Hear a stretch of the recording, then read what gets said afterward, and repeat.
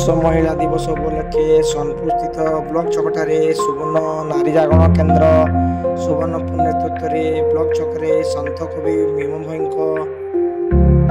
प्रतिमूर्ति पुणी स्थापन अनशन धारणा बस 2021 मसीहा फेब्रुआरी मास 5 तारिख रे रास्ता संप्रसारण बेले सन्थ कवि भीम भोई मूर्ति ब्लॉक छकरू हटाई दि जाइथिला। एही प्रतिमूर्ति ब्लॉक छकर शोभावर्धन करुथिला। ता सह सोनपुर रे भीम भोई अवदान लोकंक मानस पटरे उज्जीवित करुथिला। सेही प्रतिमूर्ति प्राय 4 वर्ष बीती जाइतिले मध्य ब्लॉक छकरे भीम भोई प्रतिमूर्ति स्थापन नहेबारु गण आंदोलन रूप नेबाकू बसिलानी। एही घटना आजिर एही धारणा रे पतंजलि योग समिति जगन्नाथ महोत्सव कमिटी जयगुरु अनुष्ठान मारवाड़ी महिला मंच नाट्यचक्र महानदी साहित्य संसद आर्य समाज जिला सामाजिक संघ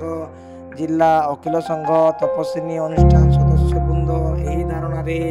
सामिल थिबा देखिबाकू मिलिथिला। विभिन्न संगठन रो मीनो महारणा श्यामा ओम प्रसाद मिश्र नाट्यश्री गदाधर बारिक श्रद्धांजलि मिश्र सुनंदा साहू मंजू मिश्र दिलीप रथ ब्रज मोहन दानी भगवती रायगुरु बलदेव प्रसाद बेदबाग आरती खुमारी बासंती पात्र पुष्पा मेहर कल्पना मेहर गीता बहिदार वैकुंठ शतपथी प्रमुख योगदान करथिले। सत्य महिमा धर्म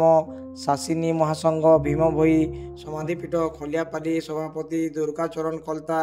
और सोनपुर महिमा मठ सभापति गोपाल बाग मध्य एही अनशन धारणा रे बसिथिले।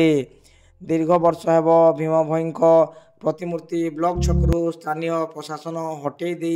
ओडिया गदारे रखी देइथिबा कही क्षोभ प्रकाश करछंती और यथाशीघ्र ब्लॉक छकरे भीम भोई प्रतिमूर्ति स्थापन पाए गणमाध्यम सम्मुखरे प्रतिक्रिया रखिछंती सुवर्णपुर जिला सन्थ कवि भीम भोई स्मृति ट्रस्ट सभापति गोरखनाथ साहू। मुई होचे सभापति आमर सन्थ कवि चंद्रमणि दास और भीम भोई स्मृति ट्रस्ट और महिला दिवस उपलक्षे आम धारणा देवार उद्देश्य है सुवर्ण नारी जागरण केन्द्र तरफ जे भीम भोई होचन नारी माने जागरण से होचन जने केन्द्र बिंदु से होचन वार्तावह प्रथम करी आरंभ करथिले आमर ये अंचल रे एवं सारा विश्ववासी लगी सेटा जे नारी मान स्वाधीनता लगी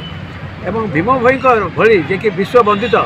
तांको स्टेचू गुटे थिला ब्लॉक छकरे सेटा के नेगिरी प्रशासन केने पकईचन केने ओलिया गदारे हमको जना नहीं केते वर्ष हो गलान कही कहीकि समस्ते थकी गले विभिन्न अनुष्ठान से बोलिक आम यहाँ धारणा देचु जल्दी से तार पुनर्स्थापन करा जाऊ और ठीक जगह रखा जाऊ तार पूजा सेवा विधि करा जाऊ से बोलिक आज आम सागे भीम भोई